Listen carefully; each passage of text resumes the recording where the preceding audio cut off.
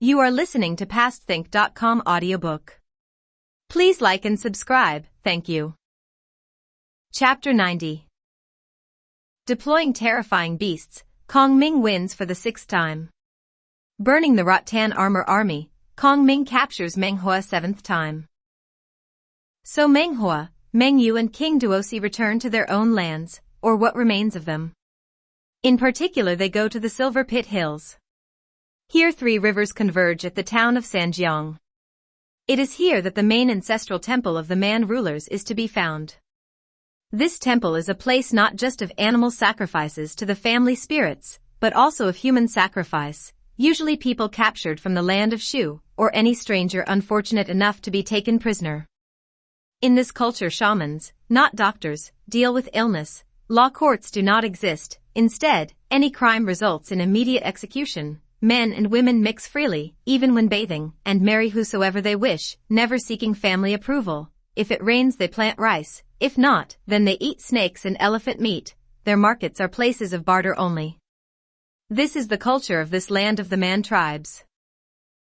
Gathering his surviving 1,000 or so men together, Meng Huo swears to take revenge, and his men all cry their agreement.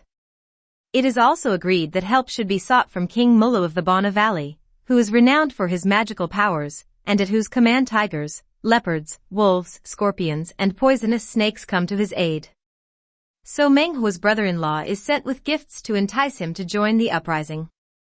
Meanwhile King Duosi fortifies Sanjiang. When Kong Ming and his army arrive before Sanjiang, he sends a reconnaissance party under Wei Yan and Zhao Zilong to explore what appears to be a weak point in the defenses. But they encounter a storm of poisoned arrows fired with unbelievable speed. The order is given to pull back, and the Man tribesmen, thinking they have won an early victory, relax their guard, just as Kong Ming intended.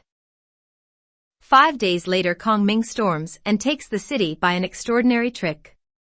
He orders his vast army to all wear coats and to fill them with earth. Then they charge forward and surge up to the walls, emptying the earth as they turn to run back. By this means they build a ramp of earth that soon reaches to the top of the walls from which the Shu army then leap into the city, killing King Duosi, and destroying the vast majority of the enemy troops. Meng Huo is up country in one of the valleys when news comes of the fall of the city, and he is lost for words, so great is his distress. Into the breach steps none other than his wife, Lady Zhirong, who is skilled in the art of knife throwing. Taking a force of 50,000 men, she rides out to do battle.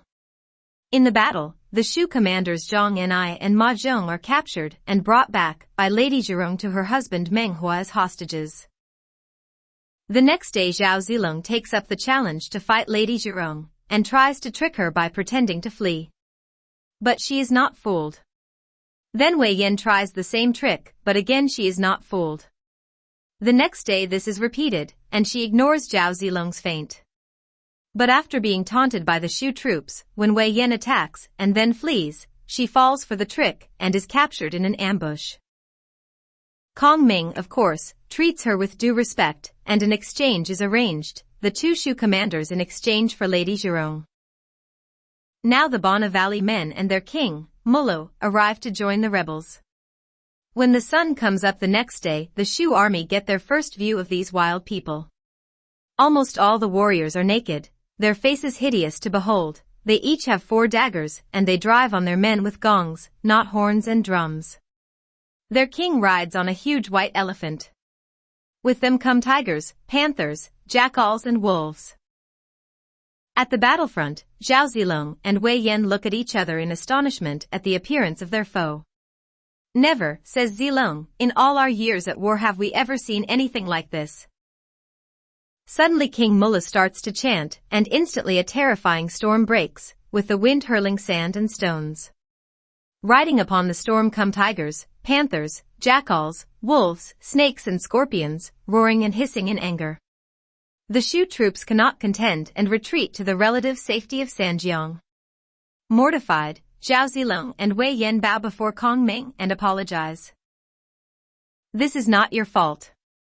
I have heard of the man magic, says Kong Ming, and so I've come prepared. There are 20 wagons, 10 red and 10 black. Bring the red ones forward. When the wagons are opened, inside can be seen carved statues of fierce animals with teeth and claws of steel. They are so large 10 men could sit on the back of each one. 1,000 soldiers are chosen, 100 to each wagon, and, following Kong Ming's orders, the statues are stuffed full of gunpowder. Then they are rolled forward among the soldiers towards the battlefront. The next day Kong Ming rides to the front in his little carriage, dressed as usual as a Daoist with his feather fan. When Meng Huo spots him, he points him out to King Mulu. The king immediately starts his magic chanting, and a storm billows up from nowhere, as do all the wild creatures. But Kong Ming calmly shakes his fan, and the storm turns about, and the sand and stones descend upon the man army. Then the statues are rolled forward. As soon as the gunpowder is ignited, the statues roar forth flames and a terrifying noise. At this the man army of wild animals turns tail, and in fear and or rushes back, trampling or killing many of the man soldiers in their way. At his command, Kong Ming's men charge forward, and the defeat of the man army is complete. King Mulu is killed, and only a fraction of the army escapes into the valley, where Meng Huo has moved his camp. The following day a messenger comes to Kong Ming to say that Meng Huo and his whole family have been seized by one of his brothers-in-law, and that he is bringing them as hostages for Kong Ming. Hearing this, Kong Ming orders Zhang Yan'ai and Ma Zhong to take 1,000 men each, and to hide in the passages around his tent. When the brother-in-law and his captives arrive, they are jumped by Zhang Yan'ai and Ma Zhong, and their men are found to all be carrying hidden weapons. Kong Ming has rightly guessed that this was a plot to assassinate him. "You promised me," Kong Ming says to Meng Huo, "that if I caught you in your own lands you would submit. So will you now?" "Ha!" cries Meng Huo, "we came to bring death not because you have won some battle against us. I still don't believe you can beat me, so therefore, of course, I refuse to submit." "For goodness sake," says an exasperated Kong Ming, "this is the 6th time I've caught you, but you still won't submit. What will it take? If you catch me for a 7th time, well, then I'll submit and never, ever rebel again. Your fortifications are now gone, so what have I to fear?" And with that Kong Ming releases them all, but as they go he says, "If I do catch you for the 7th time, that is it. If you will not submit, then I'll show no mercy." Regrouping once again, but with only 1,000 or so men, Meng Huo is told that there is one last hope, the Wugu tribe. Their chieftain Wudugu is huge and eats only snakes and other dangerous animals alive. Their strength comes from their rattan armor. This is so strong because of the way they repeatedly soak the rattan in oil. They do this up to 10 times, and it makes the armor impervious to any arrow or sword. It also floats so they can easily cross rivers. So Meng Huo travels the hundreds of miles to their land to meet their chieftain. The people there live in caves, not houses. Wudugu agrees to help Meng Huo, and soon some 30,000 men have answered the call. Then they march out to do battle with Kong Ming, and continue until they reach Peach Blossom River. Kong Ming marches to confront them. This battle between the armies results in the men of Shu retreating, for nothing they do can penetrate the rattan armor. But the Wugu soldiers do not follow up on their victory, simply returning to their own camp. It seems that they are invincible, and Kong Ming is advised that he should retreat, for there is nothing of any value in this desolate land, so why struggle to conquer it? But Kong Ming, smiling, says, "Tomorrow I will reveal my plan. Having come this far, to retreat now would be to undo all that has been gained." The following day Kong Ming goes and reconnoiters for himself and finds a winding valley, like a huge serpent. He is delighted and exclaims, "This is exactly what I hoped to find. Indeed, I believe heaven has prepared this for us."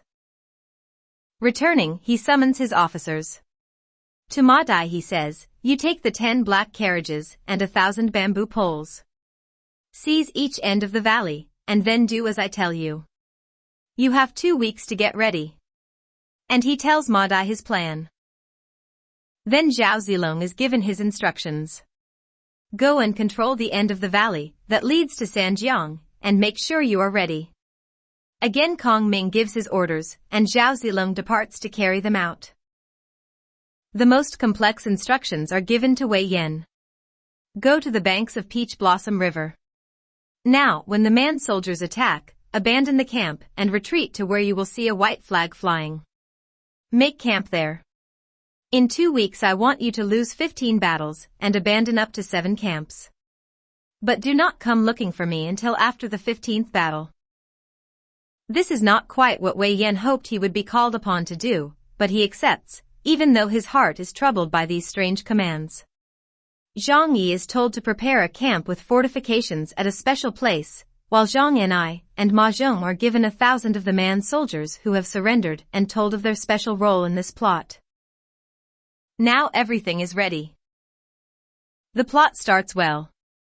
Day after day Meng Huo and Wudigu attack Wei Yan's camps, and day after day they defeat him. Camp after camp is abandoned and seized by the Man tribes. Step by step Wei Yan, guided by Kong Ming and a series of white flags marking the next camp, draws the Man army closer and closer to the winding valley and its secrets. Wudigu has been warned by Meng Huo to watch out for ambushes and not to go into any valley that is thick with trees and shrubs. Whenever such a valley is encountered, Wudigu is very cautious, but they all prove to be empty of any threat. And so at last on the 16th day he is drawn into the serpent winding valley. Riding a white elephant and wearing a helmet of wolf fur decorated with the sun and moon, his cloak covered with gold and pearls he seems almost to breathe fire. Spotting Wei Yan, he curses him, at which Wei Yan once again retreats, and Wudigu and his men charge after him. Coming into the winding valley, Wudigu sees that its sides are bare, and so has no fear of an ambush and presses on to kill Wei Yan. To their surprise, the rebels pass a group of wagons apparently abandoned. They take this as a sign that the enemy has fled so fast they cannot save their supplies. On the tribes press until they suddenly come to the end of the valley, which is blocked by huge tree trunks. Rocks suddenly come crashing down from above, blocking the road. Wudigu orders the rocks and tree trunks removed, but while they are engaged in this, from nowhere a set of blazing wagons rumble into view, blocking the roadway. Back, back, shouts Wudigu, and he and his men start running back to the entrance to the valley. But the wagons they previously passed are now ablaze, blocking their retreat. The carts are full of gunpowder, and we can't get out, the cry goes up as the men start to panic. But Wudigu looks up the slopes and sees that there is no brush to catch fire, so starts to lead his men up the sides of the valley to escape. Then, from nowhere, flaming brands are hurled down the sides of the valley, aimed at certain key points on the hillside and in the valley itself. The flaming brands ignite fuses, which then set off landmines buried in the soil. As if in the throes of a vast earthquake, the whole valley erupts skywards, and flames roar out across the landscape. The oil-soaked rattan armor, far from protecting the men, now becomes their funeral clothes as the rattan catches fire. Despite desperate attempts, no one is able to escape from their blazing armor. In total 30,000 men, including Wudigu, die that day in the burning valley, huddled together in the face of the sheer overwhelming terror of the whole event. From the clifftop Kong Ming watches the horror unfolding, reeling from the terrible stench of burning death. He is weeping at such a dreadful sight. While this is in the service of the Han, it will mean my life is shortened for having to order such an attack. And all who stand there with him are deeply affected by both the sight and his words. Back at Meng Huo's camp he is waiting to hear news of Wudigu's success when the 1,000 men who were captured earlier by Kong Ming arrive. Wudigu and his men have trapped Kong Ming in the serpent winding valley, and they need your help immediately, the men shout. We've come to escort you. We were forced to surrender to Shu, but have escaped. It will be our honor to escort you to the triumph. When Meng Huo and his entourage enter Serpent Winding Valley, they realize the scale of their mistake, and that Meng Huo has once again been trapped. He tries to escape, but is captured along with his wife, and the rest of his group by Zhang Enai, Ma Zhong, and the 1,000 men who fooled him into coming here. Meng Huo briefly breaks free, but as he tries to escape his path is blocked by Kong Ming sitting in his little carriage. Ha ha, Meng Huo, shouts Kong Ming, what are you going to do now, eh? At this moment Ma Dai leaps out and grabs Meng Huo. When all the captives are brought before Kong Ming, he says, I had no option but to use these tricks, but I despise myself for doing so, and the consequences of this will weigh heavily upon me in this life, and that to come. Then he explains how he used Wei Yan to lure the enemy into this valley, how he ordered Ma Dai to prepare the black wagons, and how the land mines were buried and linked with fuses, the 1,000 bamboo poles he had sent. He tells of how the burning wagons rolled into the far exit forced the men back, and how the only way the Rot-Tan army could be killed was by fire. But the complete extermination of these people, of these tribes, this will always be for me a terrible burden. Then Kong Ming turns his attention to Meng Huo. He has him given food and drink in a separate tent, and into that tent he sends one of his officers, who says, the Prime Minister is embarrassed and will not see you again. You are to be released so you can leave and gather an army to attack once again. Go, be gone. Don't look back. Meng Huo doesn't move. Instead, with tears rolling from his eyes, he says, captured 7 times, released 7 times. This is unheard of. I may be a barbarian, but I understand the importance of morality and righteousness. So saying, Meng Huo and his entourage crawl on hands and knees to Kong Ming's tent, and in accordance with his tradition he bares his upper body and kneels to show that he is ready to be punished. Your Excellency, heaven has ensured that the Southerners will never rebel again. So, says Kong Ming, this means you now submit? Sobbing, and with tears streaming down his face, Meng Huo says, for generation after generation will be forever grateful that you spared us, so of course, how could we not submit? Kong Ming and Meng Huo celebrate late into the night, and Meng Huo is appointed ruler over all the lands conquered by the Shu kingdom. And great is the rejoicing, with the man people leaping and dancing with excitement. A poet has written this. Feathered fan, silk cap, jade green canopied carriage. The man-king captured 7 times does as required. Throughout the streams and valleys he is honored still. A temple on a hill stands yet raised by his former enemies. Despite protests from some of his officials, Kong Ming settles rulership of the conquered lands upon Meng Huo and turns to head home. But they have only just reached the river Lu when storms erupt, hurling dust and stones at the men so they can go no further. Not knowing what is going on, Kong Ming asks Meng Huo for his advice. No sooner are the man defeated than ghosts rise in the waters. What this all means Meng Huo will explain.